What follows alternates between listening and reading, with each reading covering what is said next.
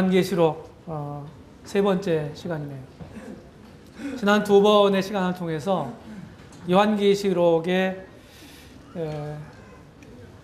구약 요한계시록이다 이렇게 말할 수 있는 다니엘서에 있는 배경을, 요한계시록의 배경을 보았습니다. 뭐 프롤로그, 뭐 에필로그 이런 말을 하잖아요. 이런 말들이 이제 원래 불어로 알고 있습니다. 불어. 프롤로그 그러면은 이제 뭐 그냥 서론, 뭐 이런 의미로 받으시면 좋겠습니다. 들어가는 말, 뭐 이런 거. 서론적인 부분을 보겠습니다. 계시록은 이 당시에 계시록이 쓰여질 때가 AD 96년, 주 96년입니다. 1세기 말 정도예요. 그때는 이제 로마 황제였던 도미티안이라고 하는 황제가 통치하고 있을 때인데, 네로 황제 이후에 아주 극렬한 박해자로 아주 유명한 황제입니다. 교회가 아주 굉장히 어려운 지경에 있었어요. 그때 이제 하나님께서 사도 요한을 통해서 이 계시록을 기록하셨거든요. 불같은 박해 가운데 있었던 교회에 위로를 주기 위해서입니다. 격려하시기 위해서. 이런 일들이 계속되지 않는다. 주님은 반드시 오시고 교회의 머리가 되시는 그 주님이 이런 환난을 해서 벗어나게 할 거다 하는 소망을 확실하게 하기 위해서입니다. 그런 소망을 가지면 어떻게 살까요? 우리가 깨어 근신하는 삶을 살게 되죠. 주님께 대한 바른 재림신앙을 가지고 있는 사람이라면 우리가 세상에 파묻혀서 살지 못할 겁니다. 그래서 깨어있다고 하는 말이 주님의 다시 오심과 밀접한 관계가 있습니다. 신약성경에서 그렇게 많이 얘기하고 있어요. 주님의 재림에 대해서 얘기하는데 깨라, 깨어라, 깨어라. 함께 말씀하십니다. 그래서 요한계시록 공부하는 이유가 미래에 대한 호기심을 충족하기 위해서 접근하면 그건 바른 접근이 아닙니다. 미지의 세계, 아직 일어나지 않은 일에 대해서 호기심을 갖는 건 어떻게 보면 당연한 일일 수 있어요. 그런데 거기서 그치면 안 돼요. 그것이 우리의 신앙이 되고 우리의 신앙의 바른 신앙관으로 이어져야 되는 것입니다. 그 다음 두 번째로는 요한계시록을 통해서 하나님은 역사의 주인이시다. 구약의 다니엘서는 만군의 여호와, 만군의 주님에 대해서 말했습니다. 하나님은 역사의 주인이세요. 아무리 사람들이 역사를 만들어간다 이렇게 말하지만 사실은 그 인류 역사의 무대 뒤에는 인류 역사를 경륜하시고 섭리하시는 연출자 하나님이 계신다. 이 사실을 기억하시기 바랍니다. 우리의 개인적인 삶도 마찬가지예요. 우리가 살아온 나를 돌아보고 지금 믿음 안에서 믿음의 눈으로 그렇게 저 과거를 돌아보게 되면 하나님이 여기까지 나를 이렇게 선명하게 인도하셨구나 하는 고백을 우리가 아니할 수가 없는 것입니다. 현 시대는 사람 중심의 시대입니다. 인본주의 시대입니다. 인본주의란 말이 상당히 좋은 말로 들릴 수 있지만 하나님의 배제된 인본주의는 악입니다.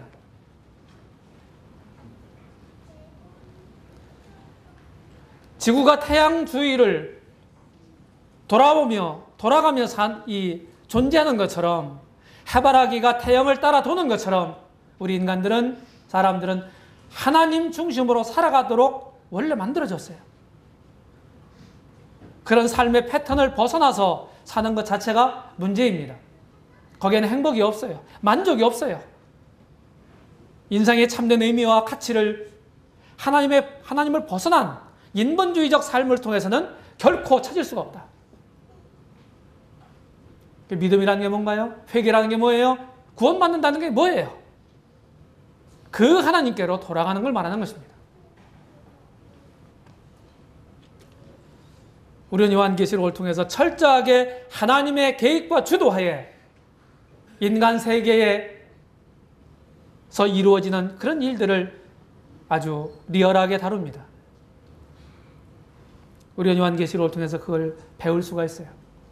우리가 이것을 잊어서는 안 됩니다. 요한계시록 도표를 익숙한 도표가 되어야 합니다. 먼저 요한계시록 입문을 보겠습니다. 기록 목적이 뭘까요? 세 가지로 나누어서 얘기할 수 있는데, 예언적 목적이에요. 반드시 속히 될 일을 그 종들에게 보이시려고 그러셨어요. 성경 이 요한계시록 자체가 예언이라고 말합니다. 예언적 목적. 예언이란 말은 성경에 꼭 미래에 될 일에 대해서만 사용하진 않았어요. 그럼에도 불구하고 이 요한계시록은 대부분이 미래에 일어날 일들에 대한 기록입니다. 그 다음에 두 번째는 목양적 의미예요. 조금 아까 말씀드린 것처럼 극렬한 핍박 가운데 있었던 그 교회들에게 위로 주고 격려하고 힘을 주고 이러기 위해서 기록됐다고 하는 거예요. 계시록 22장 16절에서 우리 주님이 요한계시록의 주인공이죠. 교회 머리가 되시죠. 우리 믿는 사람들의 주가 되십니다. 이분이 분명히 말씀하세요. 나 예수는 교회들을 위하여 내 사자를 보내어 이것들을 너에게 증거하게 했다. 목적이 아주 명료합니다. 그 다음 세 번째는 신학적인 목적입니다. 신학적인 목적. 지금은 교회 시대입니다. 교회 시대는 교회 휴거로 마감이 될 것입니다. 그리고 신약 시대로 단절된 구약의 역사가 이어집니다. 이게 계시록의 대부분을 차지하고 있는 7년 환란 기간 동안에 일어날 일들과 주님의 지상 재림과 천년왕국과 이런 것하고 구약 성경이 서로 맞닿아 있어요. 그래서 어떤 면에서 상당히 요한계시록의 내용은 구약적이요 유대적이다. 그러면서도 미래적이다. 이렇게 말할 수가 있습니다. 기록자는 물론 요한입니다. 사도 요한입니다. 세베대의 아들들 야고보, 요한이죠. 12사도 중에서 그 중에 요한이에요. 우리의 아들들이라고 일컬었던, 그리고 주님의 품에 기대어서 이렇게 항상 주의 사랑하시는 자라고 자기 스스로를 칭했던 그 사도 요한이에요. 사도 요한이 기록했다고는 이런 주장은 초대교회 때부터 있었습니다. 저스틴이라든지 이레니우스, 터툴리안, 클레멘트, 또 오리겐, 초대 교우들이거든요. 이런 분들이 다 인정을 했고, 주 150년경에 이집트에서 요한의 외경이라고 하는 사본이 발견이 됐는데, 그곳에 요한계시록 기자가 요한이다, 사도 요한이다, 세베대의 아들 요한이다 이렇게 돼 있다고 그럽니다. 여기에는 별로 의문의 여지가 없는 듯합니다. 그 다음에 이제 계시의 전달 과정을 보게 되면 이 성경에 이렇게 있어요. 1장 1절 보면은 예수 그리스도의 계시라 이는 하나님이 그에게, 누구 예수님에게 반드시 주사 반드시 속해 될 일을 그 종들에게 보이시려고 그 천사를 보내어 그 종 요한에게 보내어 지시하는 거다. 정리하면 이래요. 하나님이 예수님에게 천사들을 통해서 사도 요한에게 말씀했어요. 사도 요한은 7 사자. 그러니까 7 지역교회가 나오잖아요. 2장 3장에 보게 되면 거기 사자라고 하는 말은 그냥 문자적으로는 천사를 가리켜요. 그런데 천사라고 하는 그 말이, 사자라고 하는 그 말이 꼭 천사만을 의미한 건 아니었습니다. 여기서는 문맥적으로 보면은 지역교회 일꾼을 가리킨다고 봅니다. 그들에게 말했고, 그 다음에 귀 있는 자들은 들을지어다. 성령이 교회들에게 하시는 말씀을 귀 있는 자는 들을지어다. 이렇게 반복해서 말씀하고 있는 걸 보면 오늘도 우리 형제 자매님들이 귀 있는 자들이 되시기를 바라는 것입니다. 기록 시기는 초기 기록설이 있고 후기 기록설이 있는데 우리는 초기 기록설이라는 건 대개 예루살렘이 멸망하기 전에 기록됐다 이렇게 보는 거예요. 근데 그런 것은 아니라고 보는 것입니다. 후기 기록설을 우리는 지지하는데 아까 말씀드린 것처럼 로마 황제였던 도미티안 통치 시기에 도미티안이 96년까지 통치했던 사람이거든요. 81년부터.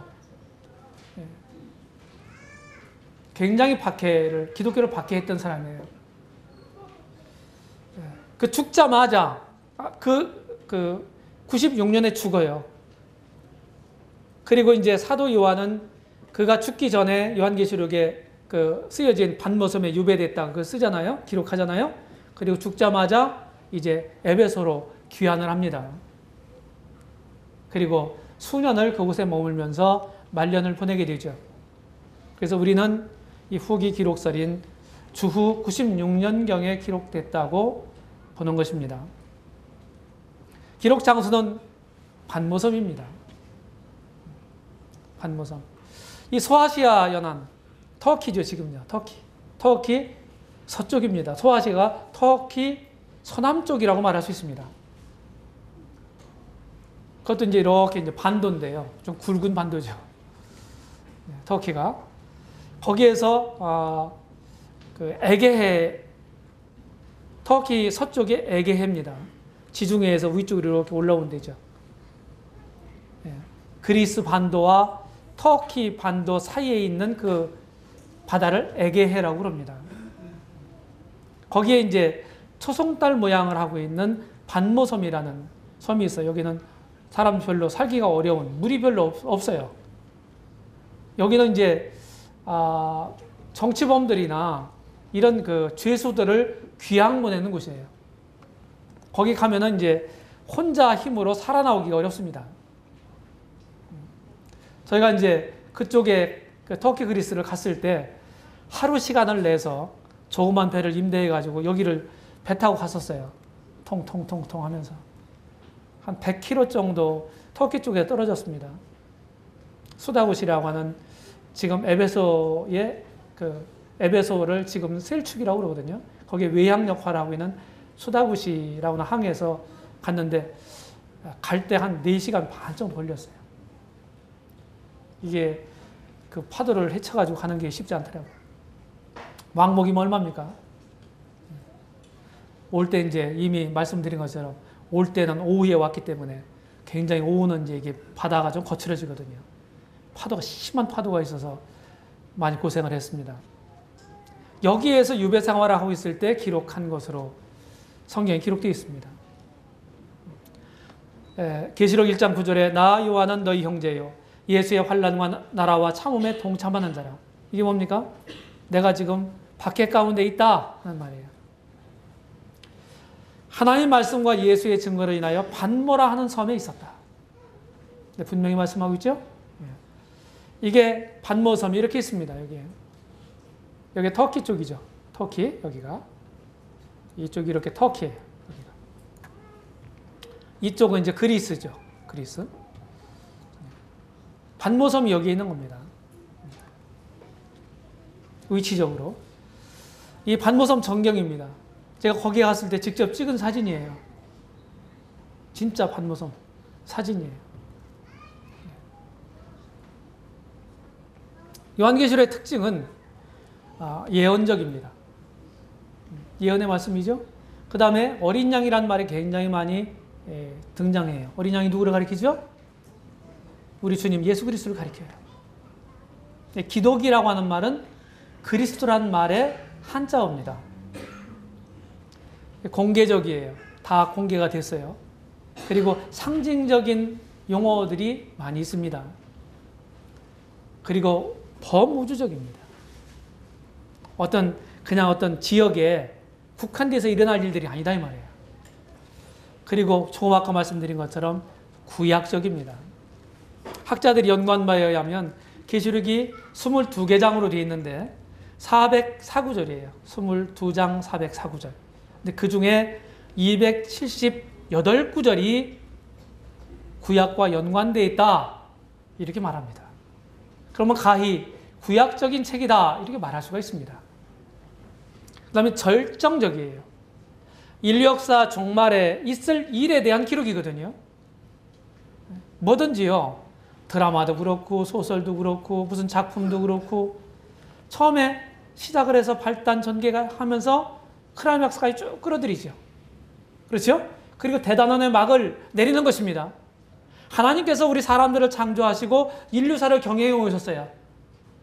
그 여기서 다 끝나나요? 그렇지 않아요. 클라이맥스 부분이 있어요. 그게 요한계시록에 고스란히 담겨 있습니다. 그 다음 두 번째 단락에서 요한계시록의 별명을 빨리 보겠습니다. 예수 그리스도의 책이에요. 예수 그리스도의 계시라 그랬잖아요. 첫 절에서. 그런데 우리 예수님, 우리 주님에 대해서 요한계시록에서 이렇게 많은 용어들로 묘사하고 있습니다. 예수 그리스도, 충성되고 참된 증인, 죽은 자들 가운데 먼저 나신 자, 우리 죄를 깨끗게 하시는 자, 알파와 오메가, 주님, 전능한 자, 인자, 처음이요 나중, 살아계신 그리스도, 유대지파의 사자, 다윗의 뿌리, 어린 양, 남자아이. 12장에서 말하죠. 그 다음에 만왕의 왕, 광명한 새벽별. 이런 말들이 다 우리 주님을 지칭하는 말이다. 그래서 우리는 요한계시록을 예수 그리스도의 책이라고 말할 수 있습니다. 그 다음 예언의 책이에요.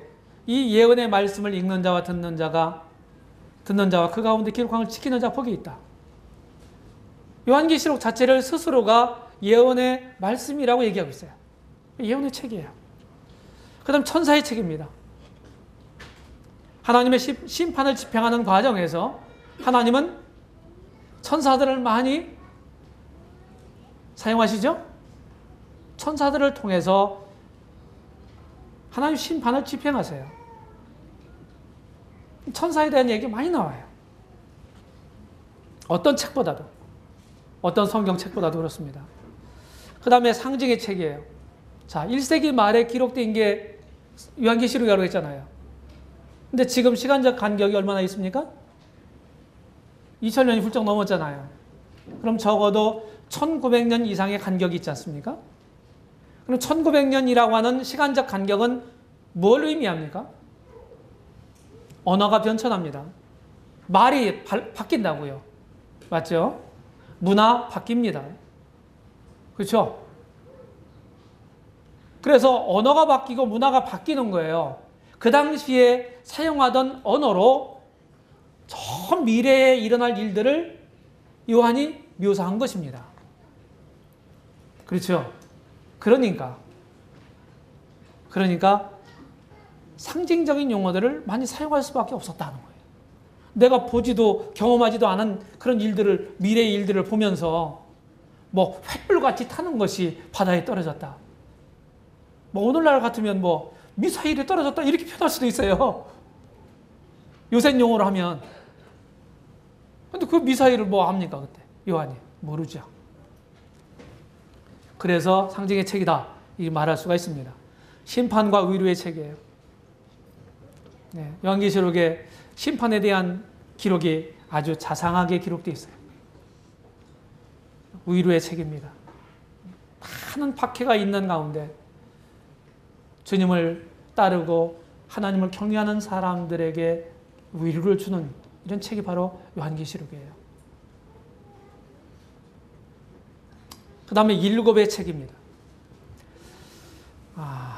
유태인들은 7이라는 숫자를 참 좋아한다고 그럽니다. 우리는 무슨 숫자 좋아한다고 그랬어요? 네, 3, 3번. 3자를 좋아합니다, 우리는. 그러니까 되게 보면은요, 녹화할 때도 똑똑 그냥 하지 않고 똑똑똑 합니다. 네, 3번 두드려요, 되게. 7의 책이에요. 7은 1자, 3자, 7자, 10자, 12자, 12, 17 이런 숫자와 더불어 하나님과 관계된 수입니다. 그렇게 이해하시면 되겠어요. 이런 많은 7이라는 말이 나와요. 그 다음에 완성의 책이에요. 요한계시록이 몇 장까지 있다 그랬어요? 22장. 그것도 22장 마지막 부분에서 이 예언의 책에 더하거나 빼지 말라 말씀하셨어요. 그리고 요한계시록 이후에 내가 하나님으로부터 계시를 받았다 이렇게 주장하는 사람들이 역사 가운데 많은 사람들이 있었습니다. 계시받았다는 걸 썼어요. 기록했어요. 그것을 그런 종파의 성경으로 사용합니다. 그렇죠? 이슬람이 코란이라는 걸 가지고 있죠. 몰몬교도 그런 걸 가지고 있습니다. 요셉 스미스가 봤던 환상을 기록한 몰몬경이라고 그러죠. 다 그런 거는 가짜입니다. 가감을 허락지 않으셨습니다. 완성의 책이에요. 그리고 요한계시록은 복이 약속되어 있는 책이에요. 예언의 말씀은 이 요한계시록을 읽어도 복이 있다는 거예요. 듣는 사람도 복이 있다는 거예요. 그 가운데 기록한 것을 지키는 사람들은 더더욱 복이 있을 거예요. 주 안에서 죽는 사람도 복이 있고 그리스도의 재림을 보는 사람들, 눈으로 목도하는 사람도 복이 있을 거고 혼인잔치에 청함을 입은 사람들 복이 있다고 말씀하셨어요. 첫째 부활에 참여한 자는 복이 있도다. 이 책의 말을 지키는 자들은 복이 있다. 그 두루마리를 빠는 자들은 복이 있다. 두루마기를. 어린 양의 피예요. 우리는 복 받기를 원하죠. 새해가 되면 복 많이 받으세요. 대개 이렇게 합니다. 얼마나 복을 소원하는지. 예? 그놈의 복. 그전에는 이 사기로 만든 사발이 있었습니다. 거기에다가 복복자를 새겨 넣습니다. 그 사발에다 밥을 먹으면 복이 들어오는 거예요.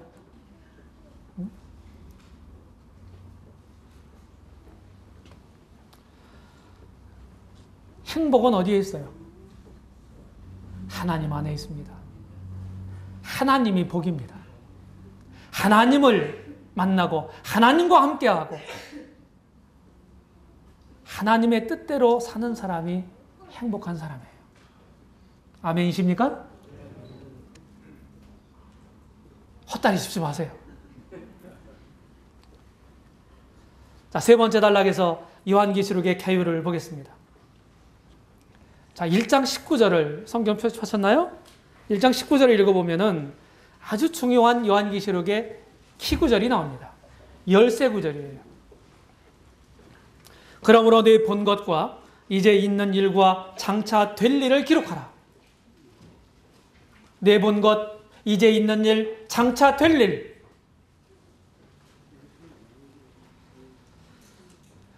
네 본 것은 1장입니다. 주님에 대한 모습을 봤어요. 요한이. 그렇죠? 그 주님의 모습을 쭉 묘사합니다. 1장에서. 교회 머리가 되시는 주님. 네. 7 금추대 사이로 거니시는 주님. 그 다음에 2장, 3장은 이제 있는 일에 해당됩니다. 교회죠. 7교회. 그래서 이미 말씀드린 것처럼 교회 시대 전체를 다 예언적으로 보여주고 있다. 이렇게 앤드류 밀러는 말했습니다. 그 다음에 장차 될 일이 있어요. 장차 될 일은 자그마치 4장서부터 끝장까지입니다. 끝장까지. 이런 많은 내용들로 가득 채워져 있습니다. 장차 될 일. 이런 것들을 우리가 이제 조목조목 앞으로 살펴보게 될 것입니다. 자, 기억하실 거 중요한 거예요. 요한계시록을 크게 세 구분으로 나눈다. 세 구분.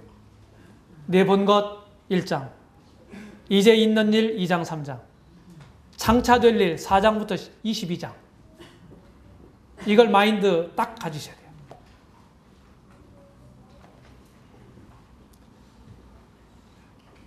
자, 요한계시록의 내용 보십시오.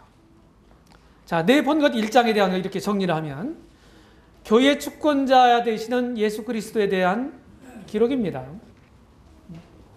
촛대 사이의 인자 같으니 7 금초대 사이에 다니시는 이로 묘사가 되어 있습니다. 네. 교회 주권자는 누구예요? 예수 그리스도입니다. 교회 머리가 누굽니까? 예수 그리스도예요. 이게 내 본 것, 1장에 우리 주님에 대해서 모습이 나와 있습니다. 나중에 우리가 자세히 훑어볼 것입니다. 그 다음에 2장, 3장은 있는 일에 해당되는 거예요. 7 교회에 대한 얘기죠. 7 교회. 2장에는 4개 교회. 에베소, 서머나, 버가모, 도아드려. 3장은 3교회. 4대, 빌라델비아, 라오디게요. 교회에 대해서 기록해주고 있습니다. 그 다음에 4장부터 22장까지 장차 될 일이에요. 대부분을 차지하고 있죠. 4장에서부터 6장까지는 7 봉인 심판에 대해 말합니다. 조금 더 자세히 말하면 4장은 심판의 보좌에 대해서, 5장은 심판주이신 어린 양에 대해서, 6장은 7 인심판, 7 봉인 심판에 대해서. 봉인은 인봉돼 있다는 얘기예요. 인자가 사람 인자가 아니라. 이제까지 쭉 감추었던 그런 것들이 하나하나 열려서 심판을 내리는 거예요. 하나님 그동안 패역과 반역을 계속 일삼지만은 이때까지 기다리시는 것입니다. 그 다음에 7장부터 11장까지는 큰 단락으로 나눠서 7 나팔 심판에 대한 얘기죠. 7장은 14만 4천과 또 이방인 가운데 구원받은 무리들에 대해서, 8장 9장은 7 나팔 심판에 대해서, 10장은 힘센 천사에 대해서, 그리고 11장은 성전 청량 두 증인에 대해서 말씀하고 있습니다. 그 다음 7 인물이 12장, 13장에 나와요. 12장은 이스라엘 약사입니다. 약사. 간추린 약사. 거기에 한 여자가 나오고, 여자가 낳은 아이 남자아이가 나오고, 그 여자는 이스라엘을 가리키고 남자아이는 메시아를 가리킵니다. 붉은 용이 나오죠? 사단입니다. 그 다음 천사장이 나오죠? 미가엘이죠. 천사장 미가엘. 또 이스라엘의 남은 자들이 나옵니다. 13장에는 이 바다에서 나온 짐승, 첫째 짐승이 나와요. 그 다음에 땅에서 나온 둘째 짐승이 나와요. 적그리스도와 거짓 선지자입니다. 그 다음에 이제 14장부터 16장은 7 대접 심판. 이 마지막 심판이에요. 14장은 시온산에 14만 4천과 재림하신 주님의 모습을, 15장과 16장은 7 대접 심판에 대해서 기록하고 있습니다. 그 다음에 7 심판에 대해서 얘기합니다. 17장부터 20장까지. 17장은 종교적 바빌론에 대해서, 18장은 정치적 바빌론에 대해서. 그리고 19장에는 짐승과 거짓 선지자 심판하죠. 그 다음에 하나님 없는 민족들을 19장 마지막 부분에 심판하죠. 천리왕 마지막 부분에. 그리고 곡과 마곡을 심판하고, 그리고 20장 초반 부분에 사단을 심판하고, 20장 마지막 부분에서 사단에게 속한 사람들, 믿지 않는 사람들이죠. 이런 사람들을 심판하는 장면을 우리는 봅니다. 21장부터 22장은 7 새 것에 대해서, 새 하늘, 새 땅, 그리고 새로운 예루살렘 성, 새 백성, 새 성전, 새로운 광명, 새로운 빛, 이런 새로운 낙원에 대해서 말씀하고 있어요. 이것이 요한계시록의 내용이고, 계시록 1장 19절 그 키구절로 이렇게 단락별로 분해한 표입니다. 이걸 잘 이해하셔야 돼요. 이 표가 중요합니다. 요한계시록은 그렇게 어려운 책이 아니에요. 자, 7의 함수, 7 교회, 7 인, 7 나팔, 7 대접, 7 심판, 7 세것, 이렇게 또 정리할 수 있고요. 그다음 네 번째 마지막 계시록의 이 해석 방법을, 계시록 해석 방법이 지금 제가 소개해드리려는 4가지가 있어요. 우리는 미래적 해석을 취합니다.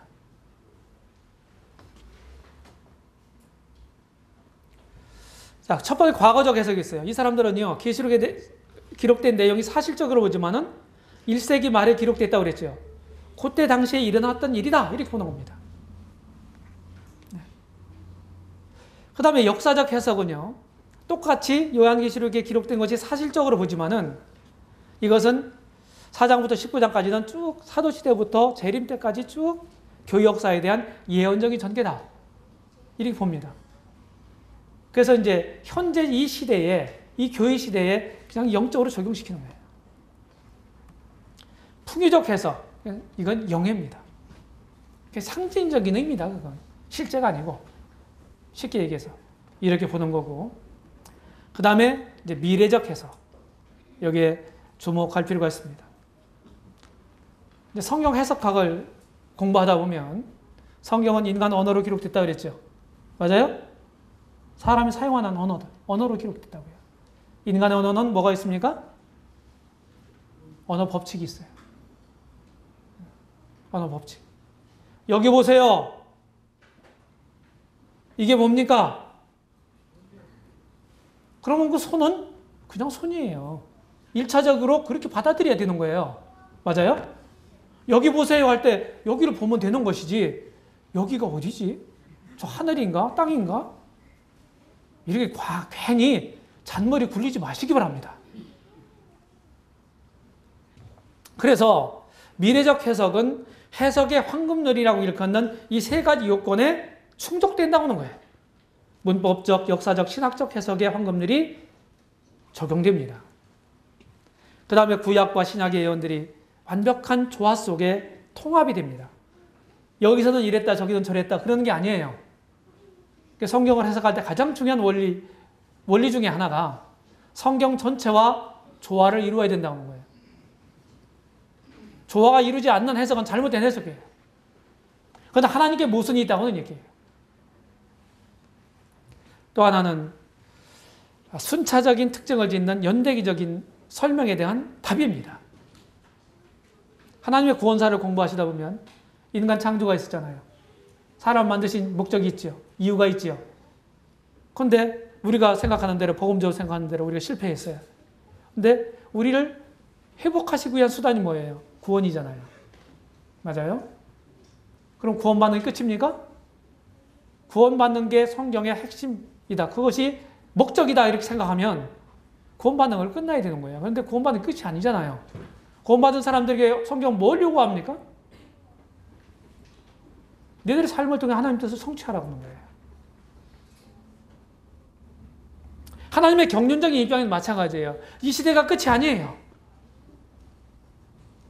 앞으로 남은 세대가 있습니다.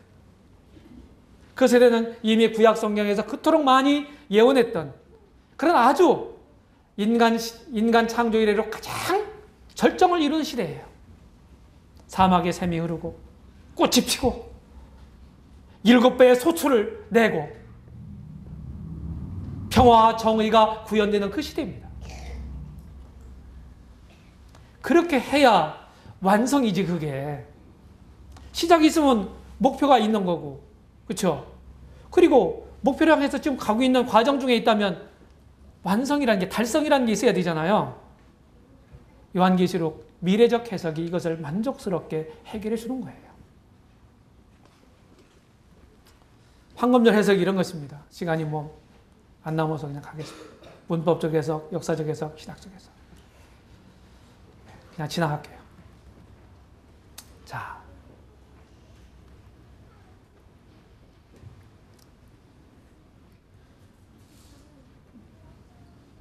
결론을 보면요. 미래적 해석 방법의 장점이 뭡니까? 올바른 방법을 따르고 있는 거다. 이거는 우리가 흔히 말하는 문자적 해석이라고 그러거든요.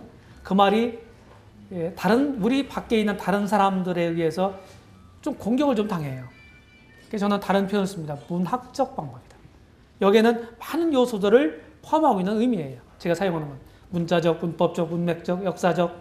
역사적이란 말은 문화나 역사 속에서 언어의 변천 이런 거 다 얘기하는 겁니다. 그 다음 장르죠. 이게 시냐, 잠언이냐, 아니면 역사서냐, 서신서냐, 편지냐, 아니면 묵시록이냐. 그리고 올바른 절차를 따르는 방법이에요. 올바른 절차가 뭡니까? 기납적 방법이에요. 세 가지 요소 얘기하죠. 관찰, 해석, 적용. 여기다가 어떤 사람들 하나를 더 더해요. 관찰, 그리고 해석, 그 다음에 상관. 어떻게 관계가 있냐 이게요. 전부. 다른 것들하고. 그 다음에 적용. 다음에 내용의 순서를 지켜야 되는데 그런 것들을 만족하게 해결해 주는 방법이 미래적 해석이다. 우리는 이 입장을 취한다 하는 것입니다. 요한계시록 해석 법칙 지나갈게요. 계시록의 시대 구분을 다시 한번 정리해 보면 이렇게 할 수 있어요. 자, 지금이 교회 시대죠. 그렇죠? 네, 교회 시대. 이게 2장과 3장의 내용이다. 지금은 이제 시간 순서별로 지금 배열한 겁니다. 요한계시록은 대체적으로 시간 순서별로 쭉 기록된 거지만은 그 2장에서 3장, 3장에서 4장, 4장에서 5장 이렇게 해서 쭉 무슨 사건이 쭉 전개되는 걸 다 기록한 건 아닙니다. 그래서 이런 삽입장이 있어요. 삽입장. 그래서 시간적으로 쭉 연속적으로 일어날 사건들을 이렇게 정리해 보면은 2장, 3장 이 교회 시대에서 교회가 휴거되고 그 다음에 사건 전개는 어디로 갑니다? 6장으로 가요. 여기 7 봉인 심판입니다. 이때는 환란기입니다. 7년 환란기. 네. 그리고 환란 후반기에는 전 3년 반, 후 3년 반, 후반기에는 나팔 심판과 대접 심판이 있어요. 네. 나팔 심판은 8장, 9장에 해당되고 대접 심판은 15장, 16장에 기록되어 있어요. 이렇게 연결되는 것입니다. 여기에 지금 4장, 5장이 빠졌고요. 그죠? 3장과 6장 사이에 6장과 8장 사이에 7장이 빠졌죠? 또 9장과 15장 사이에 10, 11, 12, 13, 14장이 빠졌습니다. 5개 장이나 빠졌어요. 근데 그런 것들은 다 삽입장이라는 거예요. 축구 경기를 계속합니다. 생중계를 하는 거예요. 계속 진행돼요. 그런데 골을 하나 넣습니다. 그러면은 계속 경기는 진행되고 있는데 골 넣은 장면을 다시 한번 보여주죠. 맞아요? 시간은 계속 가는데 경기는 계속 진행되는데 그런 것과 같은 거예요. 삽입장이. 이해되시죠? 그 다음에 이제 환란기, 7년 환란기가 끝나면 주님이 오시잖아요. 그리고 천년 왕국이 시작돼요. 이게 지상재림 하는 것이 19장이 나오고요. 20장에 천년 통치가 나오고 21장, 22장이 영원한 백보자신방이 끝나고 영원한 시대가 나와요. 그래서 이렇게 장별로 시간 배열, 시대 순으로 시간 배열한 것이 이렇게 정리할 수 있어요. 이렇게죠. 이게 이제 중요한 표입니다. 이렇게 해서 이제 요한계시록에 대한 서론적인 부분을 좀 훑어봤어요. 다음번부터는 성경 본문을 가지고 쭉 함께 교훈을 나눠볼 것입니다. 기도하겠습니다.